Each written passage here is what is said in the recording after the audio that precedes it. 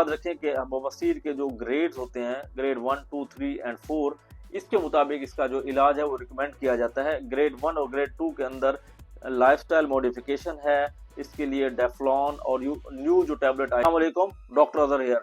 बहुत से लोग ये सवाल करते हैं कि डॉक्टर साहब हमें बवासीर है, तो आप हमें तजवीज़ करें कि इसका जो मुख्तलिफ इलाज हैं, इसके 4 से 5 मुख्तलिफ इलाज जो है वो गूगल पे पढ़ते हैं या एक दूसरे से वो सुन रहे होते हैं, तो उसमें से कौन सा इलाज जो है वो अपनाया जाए और उसमें किस जो इलाज के अंदर जो है वो मिनिमम कॉम्प्लिकेशन है और जो कौन है जो हमारा लिए इकोनॉमिकल है, जो उनके लिए सस्ता है।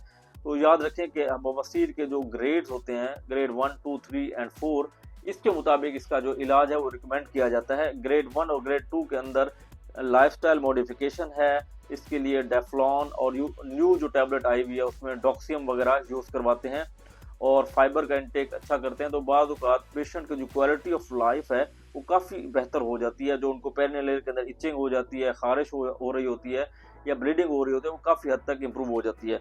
लेकिन अगर लाइफस्टाइल मॉडिफिकेशन और डाइटरी मॉडिफिकेशन से उसका मसला हल ना हो, तो फिर उसके लिए 4 से 5 ऑप्शन अवेलेबल हैं। उसमें जो सबसे अहम है, ग्रेड 1 और ग्रेड 2 जो हेमराइड है उसके लिए जो सबसे अच्छा है वो रबर बैंड लाइगेशन है। वो क्या करते हैं कि जो हेमराइड्स हैं उसकी बेस के ऊपर जाके रबर टाइट कर देते हैं। उसके लिए एक रबर गन होती है, उससे उससे यह है कि जो उसके आगे वाले जो हेमराइड्स हैं, जो मोके हैं, उनकी खून की सप्लाई रुक जाती है और ऐसा ऐसा वो गैंग्रीन होके गिर जाते हैं। और नंबर 2 के ऊपर आता है कि इसके लिए इंजेक्शन स्क्लेरोथेरेपी यूज़ करते हैं, 5% फिनोल यूज़ करते हैं। एक केमिकल होता है, ठीक है, उसको उसकी बेस के ऊपर इंजेक्ट करते हैं जिस जगह पे रबर बैंड लगाते हैं।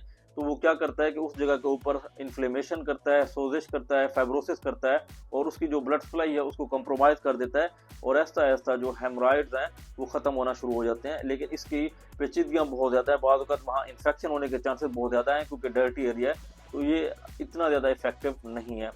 इंफ्रारेड कोआगुलेशन, आजकल ये इसका बहुत ज़्यादा जो है नाम चला हुआ है, लेकिन ये बहुत ज़्यादा एक्सपेंसिव है। इसमें भी यही करते हैं कि 2 सेकंड्स के लिए जो हीट है, जो इंफ्रारेड की हीट है वो उसकी बेस को देते हैं और उसकी बेस को जो है वो जला देते हैं, जिसकी वजह से जो है वो जो हेमराइड्स है या जो मोके हैं वो गिर जाते हैं।